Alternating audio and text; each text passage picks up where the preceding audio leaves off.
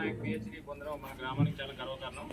ఎందుకంటే ఒక బలహీన వర్గం నుంచి చదువుకొని ఉన్నత స్థాయికి ఎదిగిండు.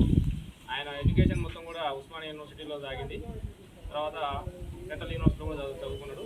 సెంట్రల్ యూనివర్సిటీ చదివేటప్పుడు మేము వాళ్ళ రూమ్ కూడా వెళ్ళేది. మేము ఉస్మానియాలో ఉండేది, ఆయన సెంట్రల్ యూనివర్సిటీ ఉండేది. మేము రూమ్కి వెళ్ళేది అప్పుడు అందరం కలిసిమెలిసి ఉండేది. రూమ్లలో చాలా ఫ్రెండ్లీగా అందరం కలిసిమెలిసి క్యాంపస్లో ఉన్న రోజు చాలా బాగుంది. మక్కల చాలా కష్టపడే తత్వం. ఆ విధంగా ఆ ఇంట్లో ఉన్నప్పుడే అతను చాలా కష్టపడి డిఎల్ సాధించడం జరిగింది. తర్వాత డిఎల్ సాధించినాక ఇక జాబ్ చేస్తూ మ్యారేజ్ అయినాక అతను జాబ్ చేస్తూ కూడా మళ్ళీ అతను చదువులను కొనసాగించి పిహెచ్డి కూడా పూర్తి చేశాడు. ఈ విధంగా ఉద్యోగం చేస్తూ కష్టపడి ఇంగ్లీష్ సబ్జెక్ట్లో పిహెచ్డి చేయడం అనేది చాలా గొప్ప విషయం. దానికి మన గ్రామం నుంచి మనందరం కూడా గర్వపడాల్సిన విషయం. ఒక బలహీన వర్గానికి చెందిన వ్యక్తి మన గ్రామం నుంచి పిహెచ్డి పొందారు. మొదటి వ్యక్తి మక్కలనే.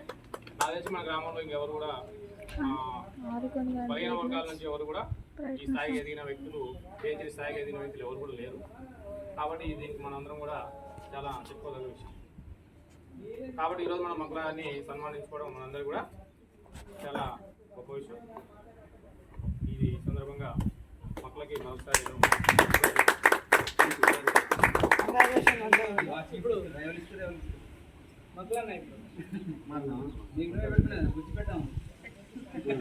గిఫ్ట్ ఊకనే డాక్టరేట్ వచ్చిందా నీకు? సహాయ సహకారాలు ఇచ్చిండ్రా?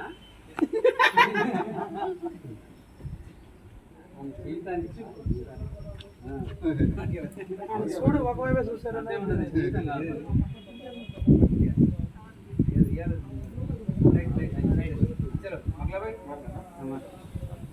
చలో